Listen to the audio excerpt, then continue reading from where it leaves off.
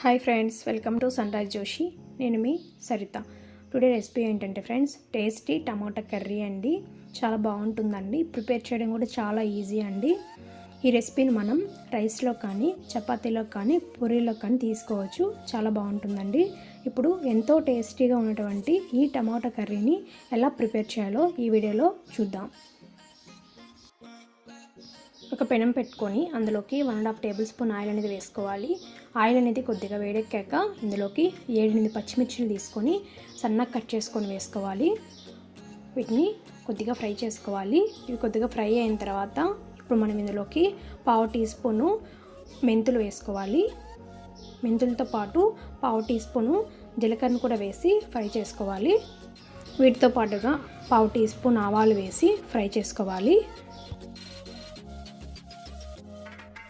ఇవన్నీ కొద్దిగా ఫ్రై అయిన తర్వాత ఇప్పుడు మనం ఇందులోకి 1 కప్పు క్యాప్సికమ్ వేస్తున్నానండి. మీకు వద్దనుకుంటే దీన్ని స్కిప్ చేసుకోవచ్చు.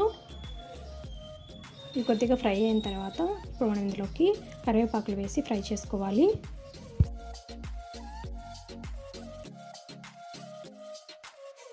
ఇవన్నీ కొద్దిగా ఫ్రై అయిన తర్వాత ఇప్పుడు మనం ఇందులోకి 4 మీడియం సైజ్ ఆనియన్స్ని సన్నగా కట్ చేసుకొని వేసుకోవాలి. ఆనియన్స్ అనేది కొద్దిగా ఫ్రై అయిన తర్వాత ఇప్పుడు మనం ఇందులోకి 1/2 టీ స్పూన్ సాల్ట్ వేసి కలుపుకోవాలి. ఉల్లిపాయలు అనేవి కొద్దిగా ఫ్రై అయిన తర్వాత ఇప్పుడు మనం ఇందులోకి వెల్లుల్లి పేస్ట్ని 1 టేబుల్ స్పూన్ తీసుకొని ఫ్రై చేసుకోవాలి.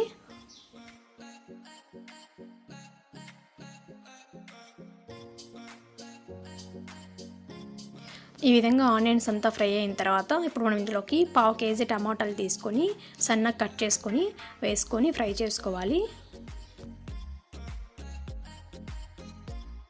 ఈ విధంగా అన్నింటినీ మిక్స్ చేసుకున్న తర్వాత మూత పెట్టి స్టవ్ని మీడియం ఫ్లేమ్లో పెట్టుకొని 5 నిమిషాల పాటు ఉడికించుకోవాలి. 5 నిమిషాల తర్వాత మూత తీసి చూస్తే ఈ విధంగా టమాటాలు అనేవి బాగా మగ్గిపోయాయండి. ఇలా కలుపుకుంటూ గరిటెతో ఇలా స్మాష్ చేసుకోవాలండి. ఇలా స్మాష్ చేసుకోవడం వల్ల ఏంటంటే కొంచెం కర్రీ అనేది స్మూత్నెస్ అనేది వస్తుందండి. ఇలా మొత్తం ఒకసారి ఇలా మిక్స్ చేసుకున్న తర్వాత ఇందులోకి రుచికి సరిపడినంత సాల్ట్ వేసుకోవాలి. దాంతోపాటుగా కొద్దిగా పసుపు వేసుకోవాలి. దీంతో పాటుగా 1/2 టేబుల్ స్పూన్ కారం, 1/2 టీ స్పూన్ ధనియాల పొడి వేసుకొని మళ్ళీ ఒకసారి బాగా మిక్స్ చేసుకోవాలి. మనం వేసిన మసాలాన్ని బాగా మిక్స్ చేసుకున్న తర్వాత స్టవ్ని మీడియం ఫ్లేమ్లో పెట్టుకొని మూత పెట్టి 2 నిమిషాలు ఉడికించుకోవాలి. 2 నిమిషాల తర్వాత మూత తీసి ఒకసారి మళ్ళీ బాగా కలుపుకోవాలి. ఇలా మిక్స్ చేసుకున్న తర్వాత ఇందులోకి చివరిగా కొద్దిగా కొత్తిమీర చల్లుకొని కలుపుకుంటే సరిపోతుందండి. చూసారు కదా ఫ్రెండ్స్, ఎమ్మీ టమాటా కర్రీ అనేది రెడీ అయిపోయిందండి. చాలా టేస్టీగా ఉంటుందండి.